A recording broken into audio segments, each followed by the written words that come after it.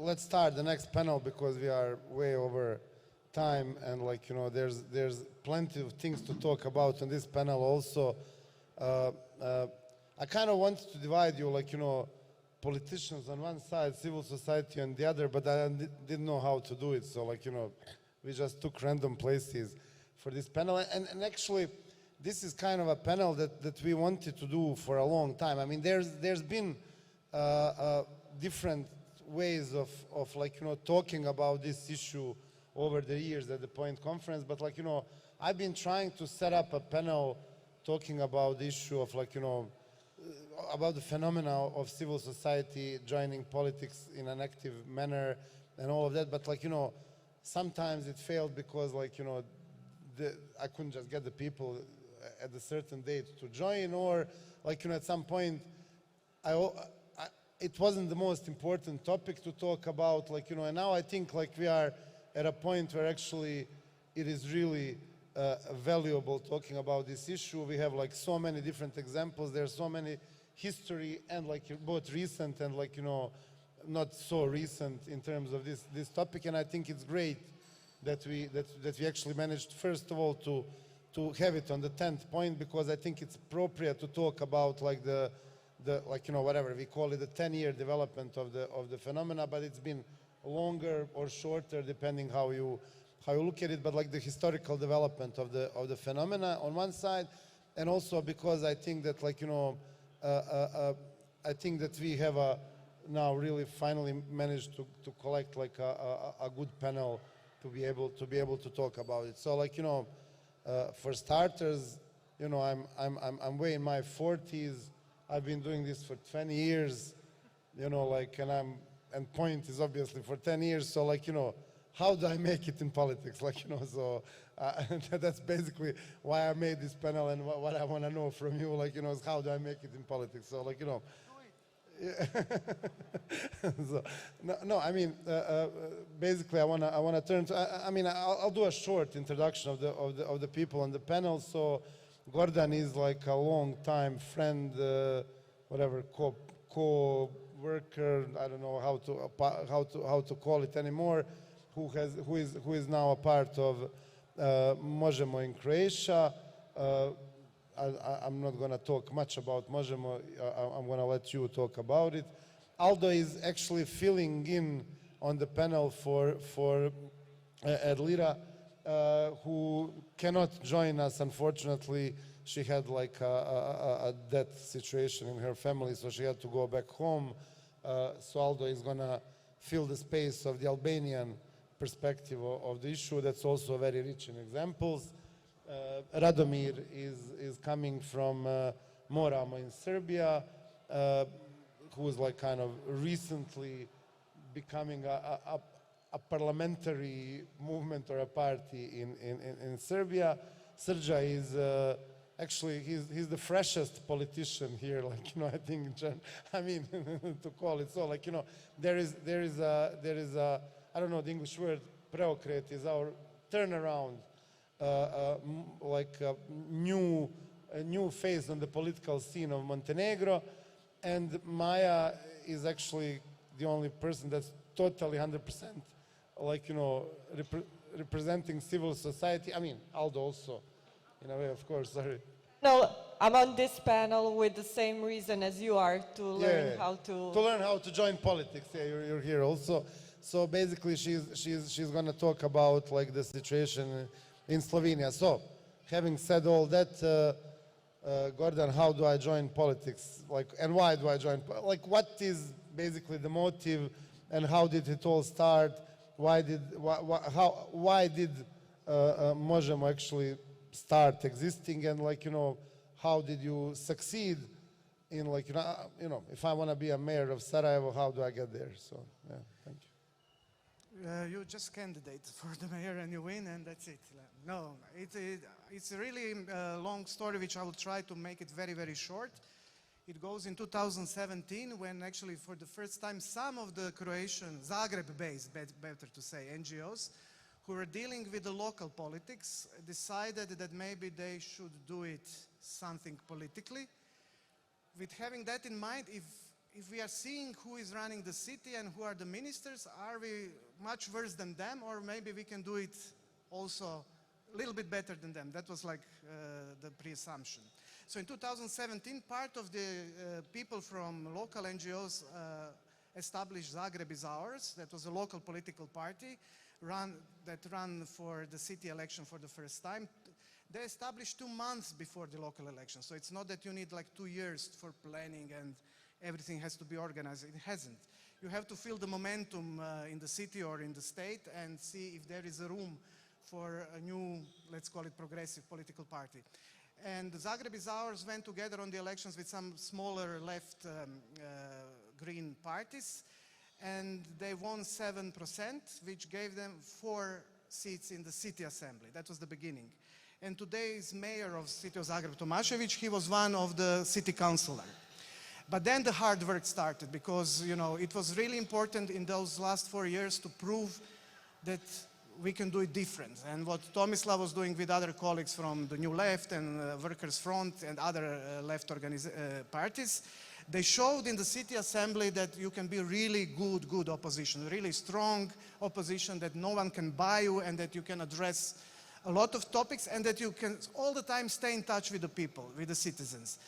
Also with NGOs and civil society. So there was never this link between civil society and the politician was never broken in a way that, or I wouldn't say it was never broken, but I think that the people who entered the city assembly understood much better civil society than the other politicians, same as we today understand that. So that was kind of an advantage. So this really hard work in the city assembly in opposition was recognized by the city, by the people in the city of Zagreb. In the meantime, the national elections were approaching, and then the rest of us who were working also for NGOs, but dealing more with the national politics. Myself, I was never involved in the city politics. I know how the parliament is functioning, the president, but I was never dealing with so much with the city. Then we decided to join this movement, and together with the Zagreb is Ours, established the party Možemo. Which was also established, I think, 6 months before the national election. And I remember it was really kind of the COVID pandemic started, and everything was blocked. We didn't have any money, and we were thinking it will be great only if we can push one person into the parliament, because it was really depressive situation, and the prime minister and the current political elites, they were really doing great and have big popularity. But somehow this amazing campaign happened, and again, working together with the people, we managed to enter the parliament with 7 seats. And once when you are in the parliament, you got everything you need. You got money, and you got incredible media visibility, which as an NGO, you don't have it. So you can use the parliament arena to promote yourself. So that was the second push. And then we were approaching the next local election, where the Tomislav Tomašević was also recognized now as a great member of the Croatian parliament, as a strong opponent to the HDZ and leading majority. And on local election, it was already for us very well known, I would say, in advance. It's always hard to be 100% sure that you will win, but somehow we knew that we will win, not only because we did a great campaign, we proved that we are a good opposition, but also the circumstances were like that. The Zagreb really needed a change. The former mayor died. Zagreb was extremely corrupted. There was frustration in every corner of the city, and we made this tremendous, amazing result that we won 23 out of 48 seats in the city assembly, and Mayor Tomašević was elected by 200,000 votes, which is the best result ever in the city. So this is the long story in short. Yeah, but just a short follow-up question. You already touched upon that, in your opinion, how much of it was actually the hard work and devotion and the track record, and how much of the success part was circumstantial, on the national level, given the fact that people were fed up with everybody who was on the political scene before. On the local level, as you said, the circumstances about being fed up and the old mayor dying, I would say it was 70% hard work, 30% were circumstance. But hard work is really beyond us, because we also have experience from other political parties who emerged, pop up at one time, as it was this ORAG, very famous progressive Green Party that was in 2015, I can't remember the year, but years ago, and they were like brilliant star for 1 year, and then they just disappeared. So now we are still standing, on local politics, and now we are having 2 years in the parliament. We are still the third party in the country, in the state. So this is the result, I would say, of really, really hard work and very cautious approach how we are building the party. Because once when you have a very good rating, immediately there is a strong interest of each side of the society to join the party, and we are not so much crazy to have huge memberships, but we are crazy to have really excellent people on the good places in the party. Yeah, so if I join politics, I will still have to do the hard work. So Yes. I think I'll pass. That's like So let's move on to Aldo. I mean, I'm just gonna take the round as it is. Yeah, I mean, I want to kind of get you from the other side. Like Albania has had this movement of civil society into politics a little bit different, because like in your case it was more people joining political parties rather than starting a thing of their own, which also happened, both of those. But like in the end, the result is that it's more of a merge into a party than an actual new player on the ground. And you're still a member of the civil society, and you're kind of also at the same time a member of an organization that's recognized as the biggest contributor to the political arena of all civil society organizations in Albania. So what's your take on, if I want to stay in civil society, what are my options? Yeah, it's very complicated, and obviously the challenge is always there. And being in civic society, especially in these kind of organizations, you are basically part of the political stance. So you're part there. You go to parliamentary hearings. So you're very active. You know the actors. You're participating in most of the debates and most of the policies. So and every day you question yourself, like, I'm already doing this. Should I be doing this on this side or on the other side of the fence? And like you said, MIAFT has this good chunk of contribution towards the political parties, but actually the group of MIAFT who left MIAFT, they didn't jump in directly to a political party. They did form one party. Why I want to mention this is because it was a very specific momentum when MIAFT back at the time, of course, it has this very big momentum because of the historical thing that it had. So what the guys did is that they did create a new party, trying to show and to promote and to go pretty much in the same path.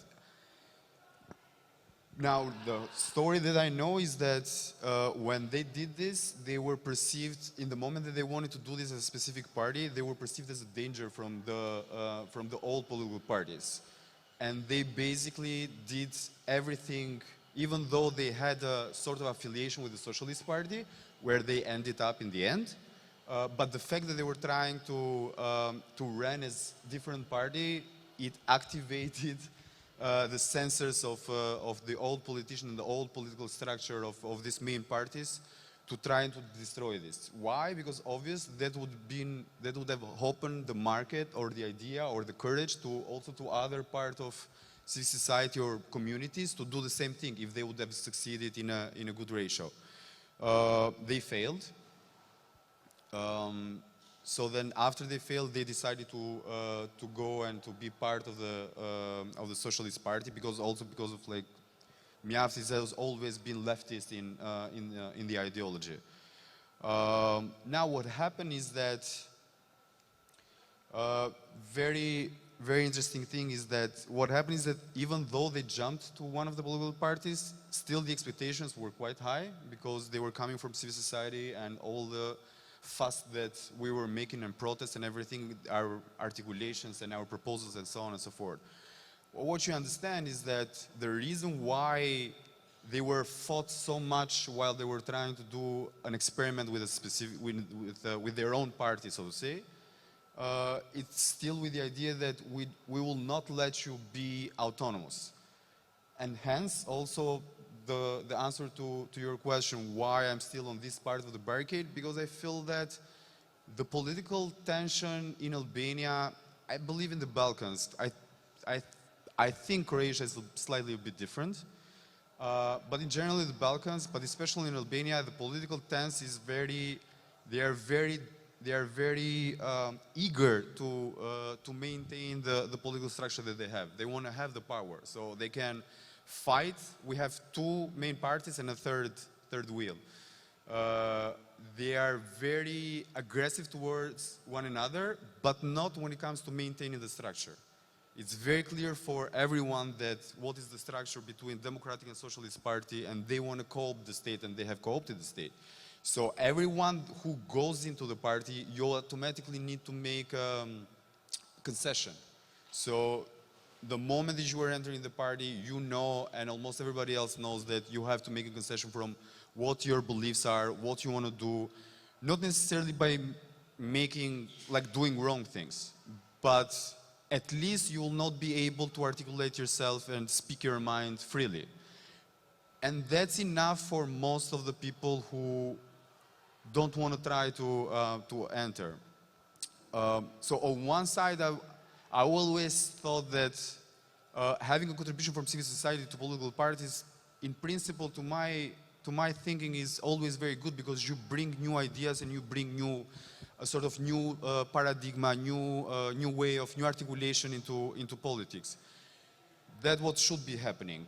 And that did happen, but not to the scale that people were expecting that. And that became a problem when these expectations were not met. That started to become a problem, because then people started to understood that this idea that everybody can be co-opted started to be realized in their mind. And this brought us to the fact that even during the last elections, we had a party which they were some sort of a mix between former young politician which jumped back to civil society. Then they started to organize a campaign. They wanted to go, they ran for the election, but then people were very afraid. They were afraid, and they were very skeptical into trusting them, and they ended up with basically almost no votes. And this shows how people now are this transition from civic society to politics, and their ability to present themselves as such once they were in politics, or their inability to actually respect their support that they had once they were in civic society. This has brought, I believe, it has brought quite a damage. And it is much more difficult now to actually do this kind of experiments because of this tradition now. I'll stop here so that...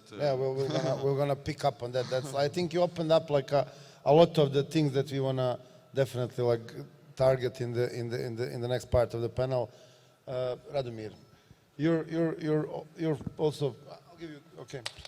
You're also kind of fresh to politics. How does it feel? Like, you know, I mean, you kind of grew, it's a story pretty similar to Možemo. You grew out of a movement, but it's not just like that the movement grew into a party. It's actually this coalition building in forming a party from a movement. I mean, you know, like there's many other people that are a part of the party now that might not have been like just part of the movement. How do you do that? How does like that work out? And how is that a factor in, how does that factor into actually getting things done and getting into the parliament and, like, you know, taking a piece of the government? Just to say, prvo da kažem samo hvala na pozivu, uvijek je jako lepo biti u Sarajevu, and going back to these questions, I would say that this hard work was really a huge thing that was put into this development of the policies, getting to know people, speaking with people, and so basically when we got there to the politics, we already had these connections with basically all the people that you want to work in the future. So going into politics wasn't that big of a step for us. It was something that was just using another tool for change in the society that we wanted. But when we started, it was a really important moment for Belgrade. We also started from the local politics, and it was a huge moment for Belgrade. I mean, it was changing really big, and in a not in a good way, as you can physically see with the Belgrade on Water project and everything that is happening.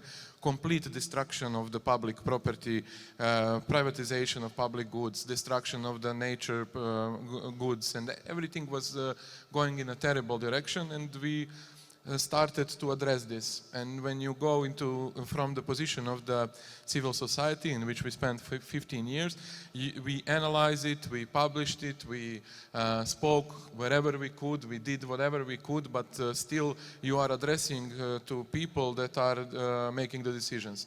And you know, these people are not making these decisions because they don't know better. We sometimes tend to think that this is some illiterate people that are in government, but that's not true. They are masters of their work. They are really greatly educated mostly. They have really knowledge that they are using in a bad way. They are using it to get profit for themselves. And so basically we said, we cannot change these people, we cannot address them, we cannot raise awareness of Alexander Vucic or something like that. We need to be the people that are making the decisions. And basically that's what we do. We started from the local elections. We also had failed, and I really think, and I cannot emphasize enough this, that failure is an extremely important part of any process, and people should not be afraid of failing, because that's when things actually happen. And it was in 2018, we failed, and now we built the movement. We are really similar we were inspired, and people from Možemo are our friends and colleagues, and we were inspired from them also when we were in the civil sector, because there's this connection with Zagreb for years and decade, and also the name says maybe enough, but yes, so the idea was to, motivate people, to bring them back to politics. And these things that you are asking me, that's something that people should be asking themselves. You're 40 and you want to know where this Sarajevo or your country going, and you want to make some changes, and that's the proper way. That should be the proper way. But as you said, when you get into the politics, they try to destroy you from all the fields, so the traditional parties, the government, and everyone. But going back to this moment in Belgrade when we started, for us it was a bit normal to go in there, also because the opposition parties was not there. They were not doing their job. They were not confronting the government. They were, and also people completely lost any trust in traditional parties. So what we offered is the new way of not a new way of politics. The idea is the same. We have ideas and we want to get them, implement them. But the thing that is new is these relations between people in the organization, and that was crucial for us. When you can see that people are trusting each other, that they are willing to go out of their way to, contribute to the joint endeavor, and that's something that cannot be. I mean, that's the most important thing. You need to create space or a frame in which people can contribute in this joint idea. And yes, so to short a little bit, now we are a parliamentary organization. We ran as a coalition with a few other organizations. All that I'm speaking is Ne davimo Beograd. Let's not drown Belgrade. So we are here for 8 years. So we built the organization, and now we are members of the parliament, and also we have 13 seats in Belgrade parliament, which is I think second or first after the SNS and SPS.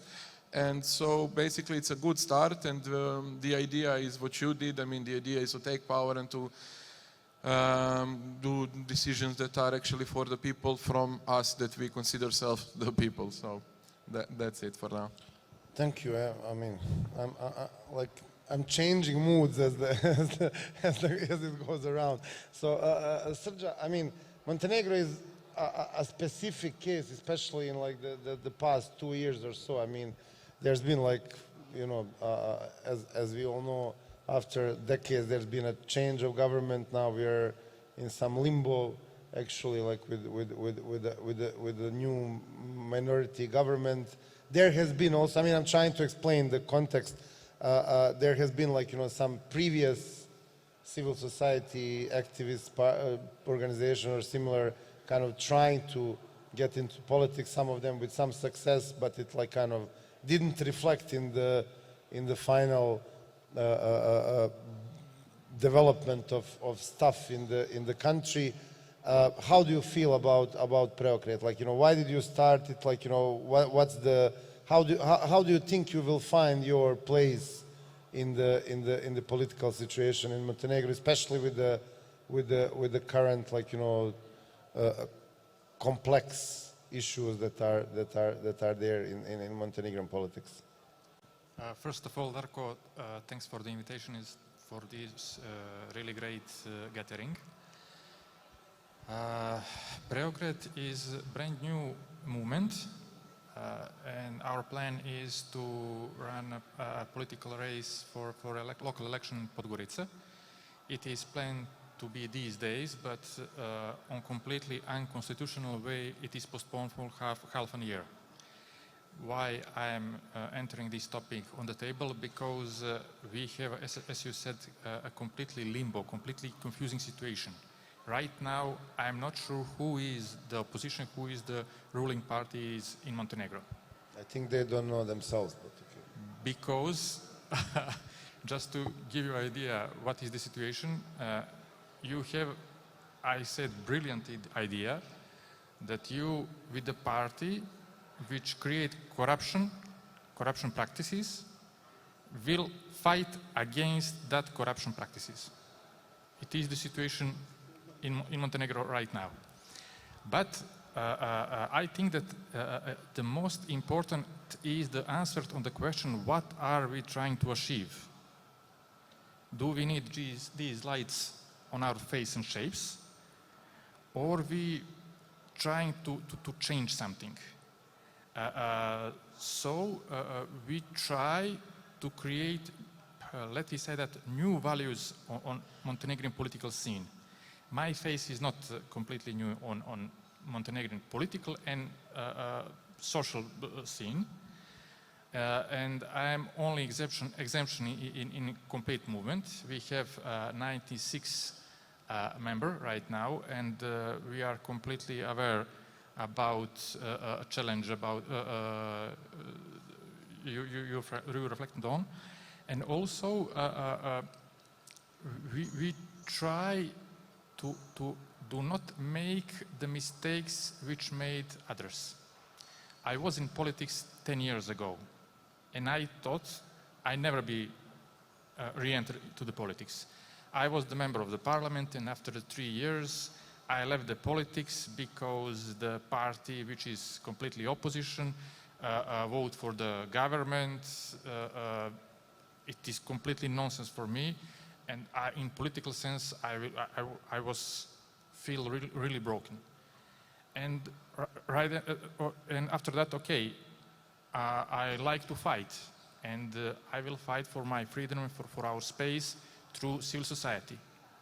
And we create maybe one of the most prominent NGOs for just 5 years. And okay, we gain the credibility. We create a good service for the legal aid, for the representation of the citizens. You appeal in front of the court, but in one moment you are dealing with the wall. You cannot do anything than this, and that is the motive to try to push forward another approach to try to fight against partitocracy, because maybe the most dangerous enemy of democracy right now in Montenegro is partitocracy. And it is the basic idea. Till now, we create about We create two local branches, and also we have a plan to, as I said, to enter to the election race in those two Okay. cities, towns. So, Maya, this is the last chance to move me back to civil society, so I'm already convinced here totally. So, I mean, you've been like as civil society pretty active around the recently finished Slovenian elections that kind of changed the government as we know as of yesterday. Is that right? I mean, it's been confirmed finally that there's a new prime minister in Slovenia. So, tell me, why is it important to stay in civil society and do politics as civil society at the same time? Thank you. So firstly, I would like to say that in Slovenia, we already have a political party that was formed from the civil society. So what is now known as the left, Levica, and before was United Left, was formed as one of the responses of the protest movement in 2012, as a need to, as a response to rejecting kind of political parties and official politics that was happening at the time. Now, I don't know how successful they were at rejecting classical political parties, but they for sure are now an established political party in Slovenia. What we did, however, is, let me give you a bit of a context. 2020, so this year, is in Slovenia kind of a super election year. We have 3 elections this year. We just had parliamentary elections, and we will have in the fall presidential and local elections. So the question that the civil society asks itself is, how can we be part of the elections? How can we be part of the election campaign? Because while civil society is very much active in politics and is part of politics in Slovenia, that is not so much the case during the election process, in the process where all these important promises are made to the electorate and so on. So our question was, how can civil society be an actor in, how can civil society do a political campaign during this pre-election time? Now, the first start, and what ended up happening is we formed a huge coalition of civil society that involved more than 100 civil society organizations, and that was very much involved in the parliamentary election that just happened. The first step for the formation of this society happened back in summer of 2021, so last year, with the referendum for clean water that happened in Slovenia, where, again, civil society organizations stepped together and very much were part of this referendum against a harmful, dangerous law that was threatening clean water in Slovenia. And during that campaign, actually, civil society ended up being much more, even much more vocal and prominent player than political parties that were also involved in the campaign. And the result of the referendum was that it was one of the most popular, most attended referendums in Slovenian history, and the law fell with 85% majority. So this was really huge mobilization that happened, and from there, this really encouraged us to step together and work more during this year. We started working with other civil society organizations already at the beginning of the fall of 2021. So that was half a year before any elections, or even more, like 9 months. And this is crazy because, you know, you are in civil society, you know, everything happens like 10 minutes after it should have started, right? So we were really working a lot on building this coalition and trying to understand what do we want to achieve and how are we going to achieve this change. Now, we knew the goal was we want to make sure that we want to push the conversation during this election period towards key issues and solutions we as civil society recognize. So some of the things we did as this coalition, I don't know if I mentioned the name, the coalition is called, we called ourselves Glas Ljudstva, so Voice of the People, Vox Populi, depending on how you translate. So this coalition, Voice of the People, the first thing is we had to figure out, so what are the issues that we're bringing forward? Because this is a coalition of more than 100 civil society organizations. You can imagine it's hard to find a common space. And even though civil society in Slovenia tends to be left and liberal, we even had some organizations that are not traditionally, wouldn't be traditionally considered liberal or left-leaning NGOs. So what we did is we had a long and deliberative process of figuring out what are our demands for politicians, for the candidates that are going to be running at the elections. We opened the process to the public. We received hundreds of suggestions of what the civil society's demands should be, and those were then crystallized to 132 demands from the civil society to the candidates. And all candidates were presented these demands, and they were asked to make their stance about the demands public. So do they agree with them or not, and do they plan to implement those demands if they were elected? And then and actually a lot of political parties responded and gave us feedback on the demands. Unfortunately, the right-wing parties decided to boycott the process, but in the end that didn't really work out well for them because they lost the election, right? But so besides this crystallization of the demands from the civil society, we also developed an app on the basis of which citizens could, click simply and see which political party they match most with.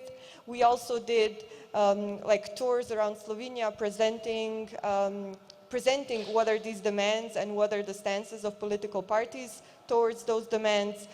We also organized like a public tribunal with the political parties, because usually these are tribunals organized by the media, and civil society doesn't really have space in these pre-election debates, so we created our own public pre-election debate in front of the parliament.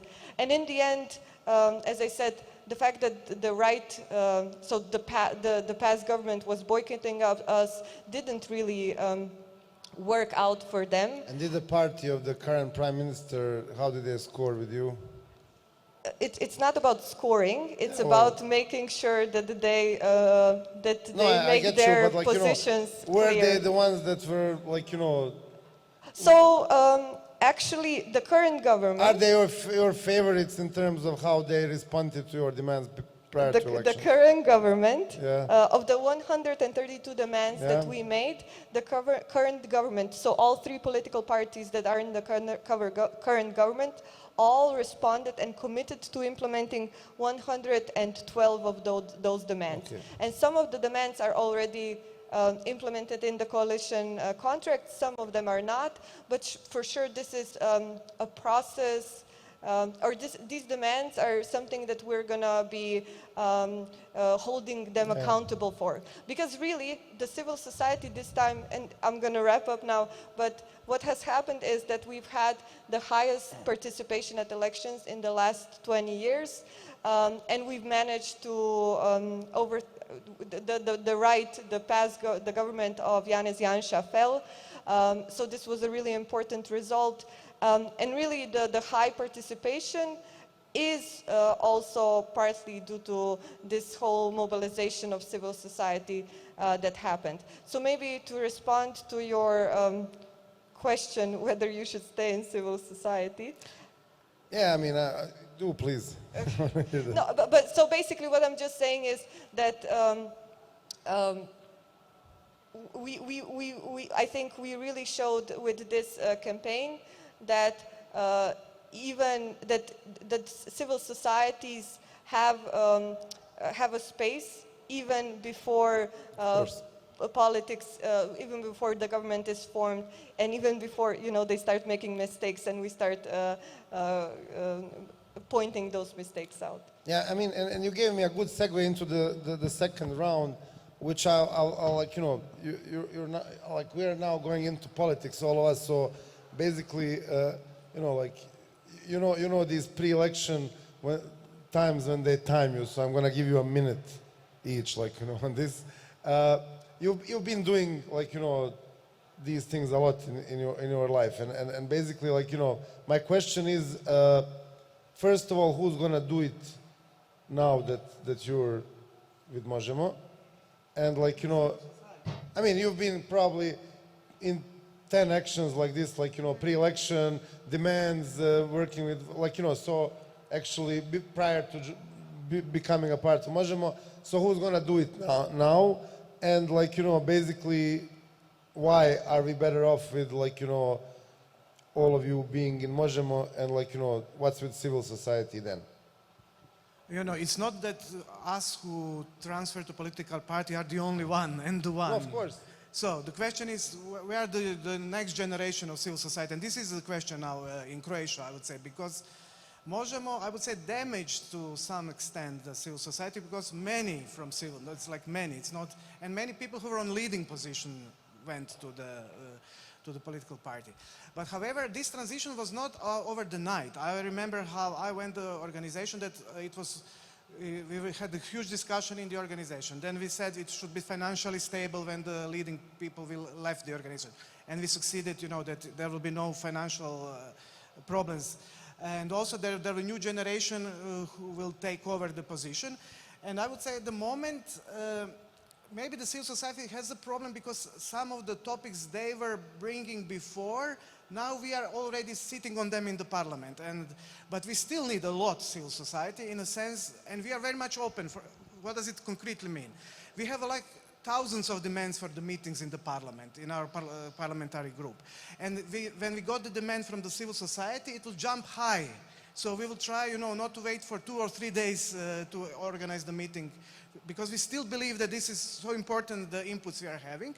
What I see it's lacking are concrete policy proposals. So there is a lack of writing amendments, giving very concrete, this is something what we've been doing before, so this is maybe lacking, but still we see the civil society is pushing and bringing to us on the agenda important topics, which gives us also opportunity to be first in the parliament to talk about it. Another example that happened this week, maybe you know that the Pussy Riot was having a concert in Zagreb, and a member of the group was arrested. Yeah.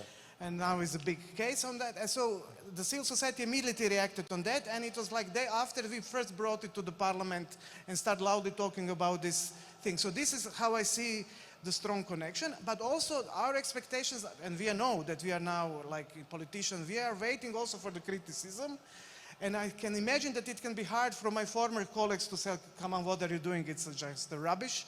But we also want to send the message, please do the criticism which is constructive, because it really helps us. So it's not that we are now resistant to any criticism and thinking that there should be total, like, we are the best one and the society is not doing well. So yeah, I would be very much happy that we have something like this in Croatia to push us more. But in the end, we are working, we are the green left. So we don't have a problem with the progressive part of civil society. Maybe other parties have. So I see us still working for this, in the same fight, in the same battle, trying to transform our country to the better place for everyone to live. So Aldo, do you think you have better politics now than you did, like, before your guys joined politics? And, like, do you have what's with civil society? And please be brief, a minute. Yeah, 1 minute. Yeah. Well, I mean, if you want to join politics, that's the way to go. well, I'm not in politics. Yeah, Look, I always think that it's a good idea for people from civil society to go to politics. And I think that I always hated the idea that politician is not a job, like it's not a career. You can, like, people who, there is nobody born to be a politician, and since high school, you're a politician from high school to until you die. I always hated this idea, and this is probably one of the ideas that is being mostly promoted in Albania. So it's like a career. Being a politician is a career. It's not a career. Unless you have some contribution, either in civic society, either in business, either in whatever other spheres of life, you cannot be a good politician. So in these terms, and especially when you come from civic society and the challenges and the way, the perception that you have of society, in this perspective, I always think that it's good for people to go from civic society to politics. Now, what happened in Albania, at least, and I will try to make a very short, because I need people to understand this.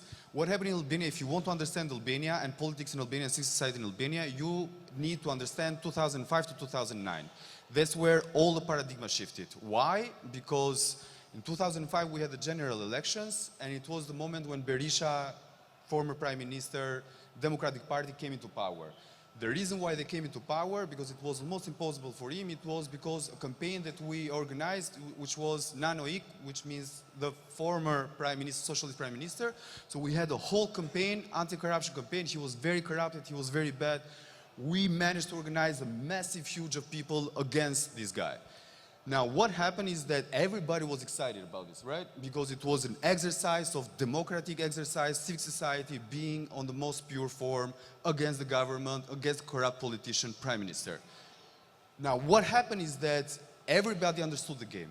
Everybody at that moment, I'm talking about political leadership. They understood the power that civil society had. They understood the role that civil society had, because we are not there to collect votes. So we don't care. We are very free to speak out. That's our energy. That's our pitch, right? They understood this. The moment they understood this, they knew that they need to bring this down. And from 2005 until 2013, when Rama came, the current prime minister, socialist prime minister, came in power, this is what they did. They said, either you will come with me, either I will destroy you and your reputation. And this is the momentum where everything changed. First with Berisha, because he was the aggressive kind of guy. So he said like, okay, I'm going to open up the party. Whoever I see in civil society that is as a danger to me, I will totally destroy them through my media channels. Rama plays the more softer intellectual side. And he says like, you know, we are the leftist guy. We are the most progressive guys. Come and join us. You know, if you want to speak, if you want to do work, come and join the party and do your work, right? Show yourself. Which is a facade, like most of the things that the guy does. Why is a facade? Because they basically co-opted the system. They presented themselves as progressive, they presented themselves as being open towards everyone, but instead, what they actually did is that they co-opted the whole system. They co-opted the media, they co-opted the civic society, and they co-opted, and I want to come down to this, I want to make another point, they also co-opted the international community. Donors, embassy, and so on and so forth. And they are being pushing since then for civic society to be more and more politically correct, which is not our job. And this is why we all, at least in Albania, we all feel uncomfortable in this momentum. Why? Because there is a division between civic society. There is a part of civic society which I'm ashamed to say that they are very much co-opted, they almost work for the government or they almost work for political parties. And there is the other part, which tries to push the barriers and to make distinguish themselves. Now we are at the point where people have a very hard time in understanding who is who. Because the articulation that is happening also in the media. So basically what's happening is that also part of the media, but also part of the civil society, they are becoming now surrogates of political parties. So that they don't go on political TV shows, but they send these surrogates. But the articulation is the same. And so people, they don't know what is what anymore. And that is why there is so much skepticism towards new initiative from civil society to actually go. And it's not anymore about hard working. It's about much more than that, because it's deeply rooted now, at least in Albania, it's deeply rooted in the Albanian psychology. And one of the reasons why this is happening is because, for God's sake, from 1991 until today, we basically have 4 guys rotating through each other. From 1991, 30 years. We basically, from the prime minister and the president, 4 guys in total, circulating. You will never be a politician. You cannot take it down to a minute. Okay. Speaking of which, like I'm gonna go to Srđan next. There's a mic there. I mean, he told that, like, you know, he just said from 1991 they had 4 people. In Montenegro is much less than 4. So, like, you know, what's your take on? I mean, but Montenegro has like a really kind of, at least in my opinion, has a build-up civil society, also divided in all sorts of ways and with its own problems. And, like, you know, I don't see that problem in Montenegro happening. It's a but like, different you know, situation. yes, but like, you know, how do you perceive this kind of, like, you know, your initiative? Do you see it as, like, you know, being locally feasible in Podgorica? Do you see it as something that has a potential of becoming Možemo at some point, or? Look, democracy is learning by mistakes. You know, when you And have. prove us that you can be a politician by being short, please. I'm not sure No, because. I'm joking. But we have to cut down because we want to involve the public also. So let's be brief, please. Okay, when you have an error in the system, you need some instrument to repair it. I think that entering people for civil society into politics is some kind of instrument. Okay. Maybe one of the most powerful. Montenegro has, I think, really excellent NGO scene. And I have a fully respect for people which I think that they have decision to not enter into the politics in any time. And it's okay decision. But I think for democracy, it is necessary that you have from time to time that kind of refreshment movements, refreshment process, when people from NGOs can enter to the politics on the 2 ways. One way is enter to the government on the various positions, from the minister to some servant on the administration. You have a possibility to show what can you do. But if you need real changes, you have to create some kind of movements, political subjects, or whatever you call it. And I think, yes, political is dirty. And if you are trying not to be dirty in any moment, okay, don't enter to the politics. But if you trying to change something, don't be selfish, enter to the politics and try to create as smallest as possible compromise. Yeah, I And get you. it is pretty uncomfortable zone, because when you are a member of parliament, you have a all comfort zone in this world. If you be in that moment a partitocrat, but if you try to change something, it is really, really hard work. And I think that it is the key point that people from the NGO sector can show that hard work is possible in politics on the long term. Thank you. Maya, my question is, like, you know, how did actually having a party that came from civil society, does it change anything for civil society? Like, you know, do you feel like they're more approachable? Do you feel like there's like, you know, something different there? Like, is it easier? I mean, in Gordon's case, obviously, he says it is, but, like, you know, how is your experience on that? I'm not a politician, so I'll be short.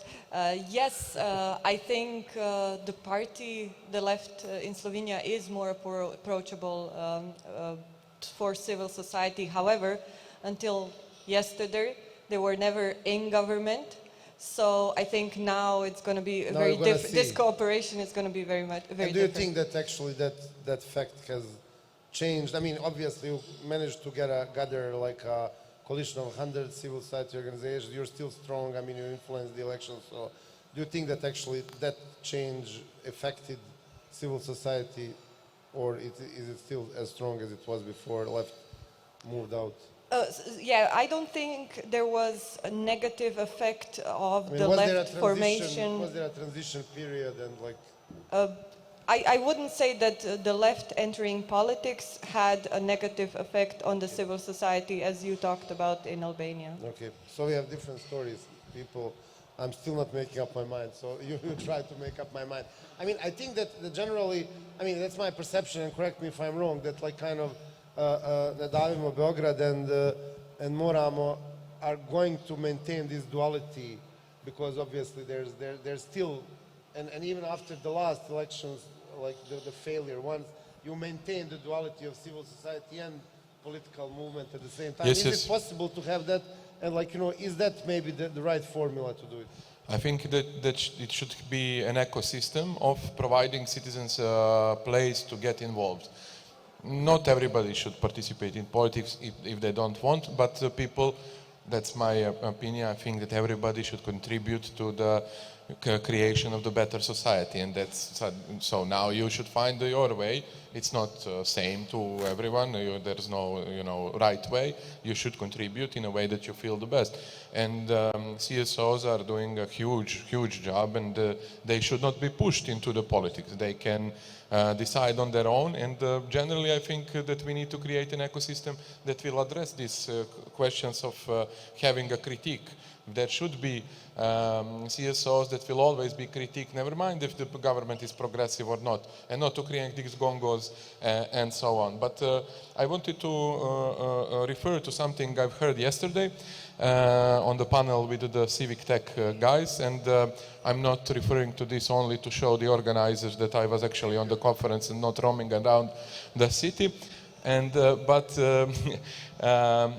team from Greenhost in one moment said that well, IT guys complaining about fundings was also really nice to hear because we share the same problems. But he said in one moment that there are great ideas that needs to be put in the project frame, and that's a pity because they are great. They should be implemented always. He used this term, which I really liked, is infinite money, infinite fundings for projects that are really big and huge and important.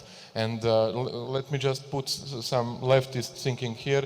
I think that we as civil society should not be responsible for everything. The state should not pull out of every piece of the society and leave it to the market, or leave it to the CSO, or leave it to anywhere else. I think that state should get more involved. And I think that this infinite money that he really nicely said, there is a donor that has infinite money. It's called the state, it's called government.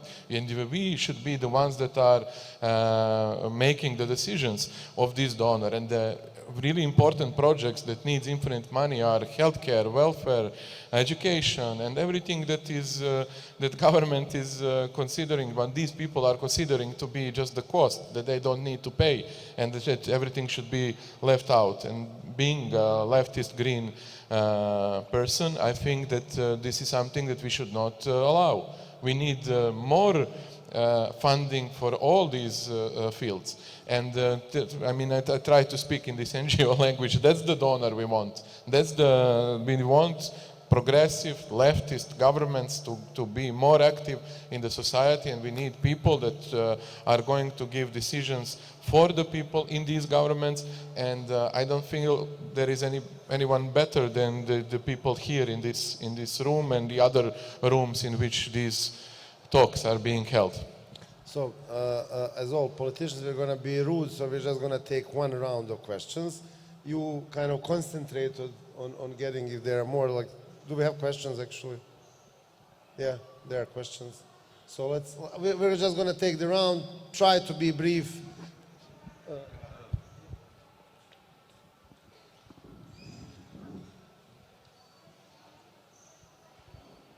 Hello, and thanks for this wonderful discussion.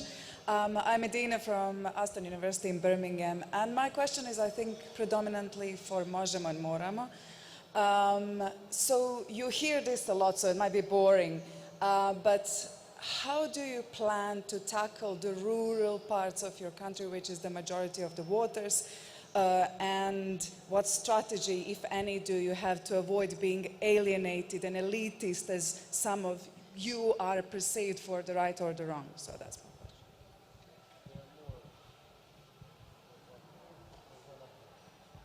question. Hi, Anna Toskic, Partner Serbia. So I was involved in politics, so I'm not able to be too brief. So I have an issue with the title of the panel, honestly, because we all do politics. Like civil society does politics. So, and I agree that the joint goal is to create an ecosystem for citizens and everyone to be able to engage with the government, with the decision makers whatsoever. But I think that we as a civil society, but also whoever from civil society enters the formal political sphere has to be aware that there are differences. Our sources of legitimacy are the same, it's the citizens, but our mechanisms for engagement are different, our models of engagement are different, our models of communication with citizens and other stakeholders are different. Our liability is different. So for those of you who are now in parliament, for example, you have the immunity for your freedom of expression, we don't. Our responsibility towards the constituency and towards the people you cooperate with are different. So basically my question is, once you now are in the formal political sphere, is it possible to go back? I'm honestly and frankly for this division of roles. For the last 2 years in Serbia, we did not have the opposition in the parliament. So it was for the civil society basically playing the various types of roles, being the opposition, being the performing the oversight role, being the civil society, etc., etc. We did not enjoy it. Maybe some individuals did, but it brings also confusion within the citizens, mixing and confusing you with being an opposition whatsoever. We are not by default anti-government. That's also one clarification that you have to make. So is there a way back for those of you who are now officially entering or entered the formal political sphere to go back to civil society and be able to make this division of these roles within the specific time frames?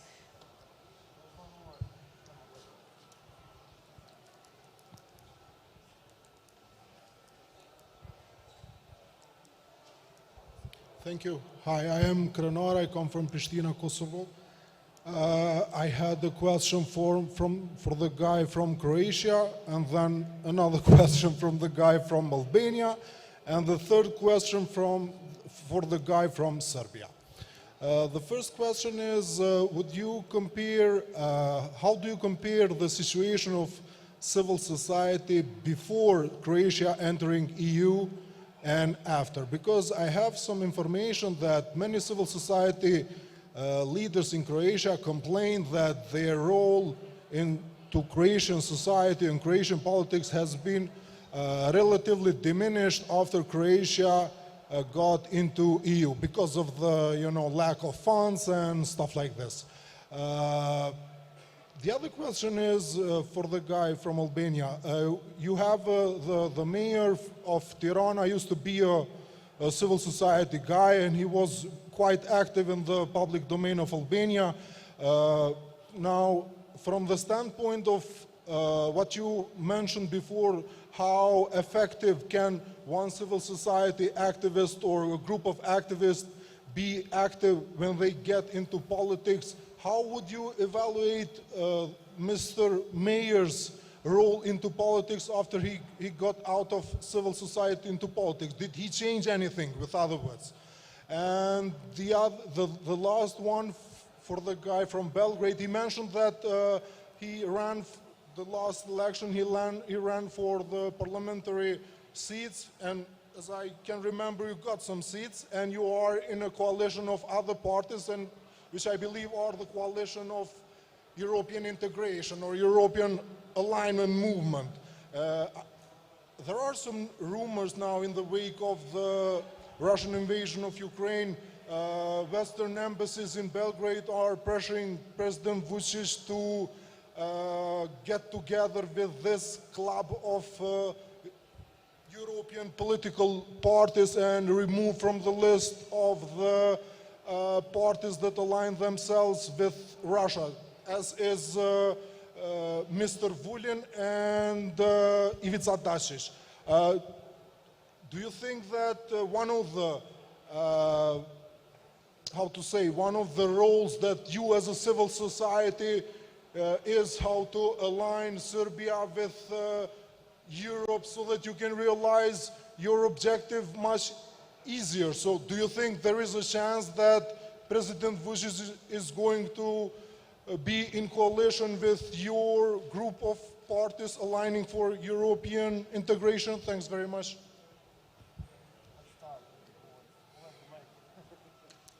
Okay, let's see how brief I can be.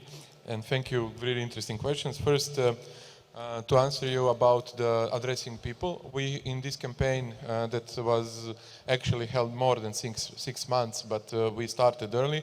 We had 350 different events only in Belgrade.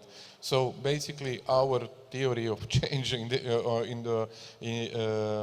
is that you go to people in their parks, on the streets, on the public squares, wherever they are, and speak to them. And it's not that I go and speak to them, it's that we are a group of people that we have almost 5,000 members. So it's not something that is centralized and you need to be everywhere. It's the people that are speaking with themselves. And I really think this gets to the point, because when there is in your park, where there are people that want to cut your tree, you are going to listen to the guy that is stopping this, never mind which party he is from. And generally that's us that come to save the tree, or to say that the corrupt privatization is happening or something like that. So I don't have any other idea unless speaking to the people and addressing them where they are. To tell something about the possibility to go back to the CSO, I don't know actually. So I think that everything in life should have its own time, and that you should stop in one moment and you should make space for the other people. And that this is also the answer to the question raised earlier: how do we do when we go to politics? What's left? I think that we always need to create new possibilities for the new people, and if we don't do this, and we've seen this so many times on the political scene, then there's a gap that leaves a really huge problem, because nobody's there to continue the work that you are doing. So I hope that this switch, that we will make space for the other people. And this question about Serbian switch to the EU foreign policy more, I don't think that well, there's this really important and huge risk that this switch is going to be perceived only through sanctions to the Russia. So basically, if the Serbian government sanctions Russia, then Vučić might be perceived as someone that is bringing democracy and European values to Serbia. And this is really a huge risk, because that's so not true. And that is something that we are always speaking in public, because we don't want this to be happening. And we are also telling this to the foreign ambassadors, foreign officials, and everybody that is willing to listen.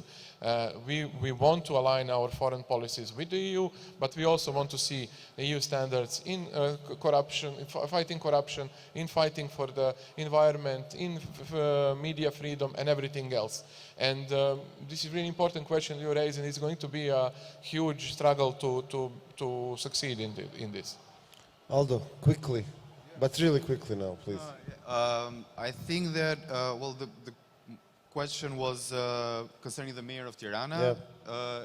FYI, mayor of Tirana, the current mayor of Tirana, is basically one of the founders of the organization where I come from. So I believe that with everything that he had the opportunity to see from civil society, and if I have to compare it with what we have with the other mayors that were before him, I do believe that he's doing an enormous job.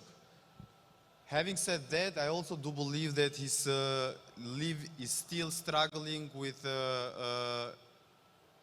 being perceived as still as an outsider within the party, and even more being under the shadow of the Prime Minister of Rama. And that's a struggle that he needs to be detaching himself quickly, because otherwise the danger is for him to fall under the same path as the other have done so far. But so far, I do believe that, yeah, I mean, he's shown that with the city, at least, he's been showing that it has a totally another mentality about how to generate energy within the city. Gordon? My answers are very similar to Radomir's actually. So how not to be elitistic? In Zagreb we did the same. So every part of the city we were there talking with the people. Challenge is national level. Because we don't have capacity, and I'm not also convinced that we have to have a party branch in every village. Some people who are doing the politics theory will say, without that you will never succeed. I'm not sure. The way how we are in the touch with the people across Croatia is thanks to the digital technology, you know. Even the farmers, fishermen, even the older population are digital. And we are in touch and having consultation around the different policy proposals, but however, yeah, we want to be more present on the ground. The future, is it possible to go back? Also don't know. I mean, the world is changing so rapidly. Now we are on this wave and we're really actually enjoying doing this job. So who knows what will be after. And civil society, after entering EU, I'm not the most competent anymore. But remember, actually, that's not true that there was less money. Actually, it was more money once you enter EU, but the possibility to create a great and efficient project was less. So there was more probability, more opportunity to create stupid projects. Yeah. And that's the problem. Srđan, Maja, do you have anything to add? No, maybe to point out just one sentence. It is crucial important to back to the first question, what we are trying to achieve. Do we trying to achieve the change subject, to change society, or we are trying to create some kind of self-promotion? It makes difference. I would like to do the second thing for myself. Thank you. I would just reiterate what the person asking the question said, that civil society does politics all the time, and entering in or forming a party is just one of the mechanisms how they can enact and affect politics. So there's a plethora of methods, and I think actually in Slovenia, in our region, there's still so much of the mechanisms that so many mechanisms that civil society could use, but maybe doesn't use or doesn't use them effectively necessarily. Thank you. I mean, the name of the panel was a provocation, obviously, like, you know, and I mean, I've been doing politics for 20 plus years, and I'm gonna continue doing it. And like, you know, I actually don't have a dilemma, more because the circumstantial situation in Bosnia is such that, like, you know, it doesn't pay out in terms of the impact and whatever you can have to join politics here. Not because I didn't think about it, I did, but like, you know, the ways that the Bosnian politics run, it's better to be in the civil society. You'll have more impact. That's the only reason why I'm not there. You want to add something? I wanted to add something. Just I realized that me and Srđan have the same shoes, and Okay, I want to use that as a symbolic thing. And we didn't talk about regional cooperation enough, and I really think that we are in the same shoes in the region. And I really hope that this thing that we are entering the parliament, you have done great things. These people might do some great things, and in Slovenia there's happening. So I really feel that these questions that we are raising are so similar, and the solution must be similar. And I would love that we speak more and that we have much more cooperation. And I really hope also with you guys. So I mean, I think that this is something that this is our generation that needs to have a huge contribution into this. And I hope that's the future that we are living. And we are really waiting for political partners in Bosnia, because they're still missing. No. Don't look at me. So having this in mind, it's been really a pleasure having you. I think it's been a great panel, and thank you. And like, we are way over time, so let's get the next panel on. Thank you.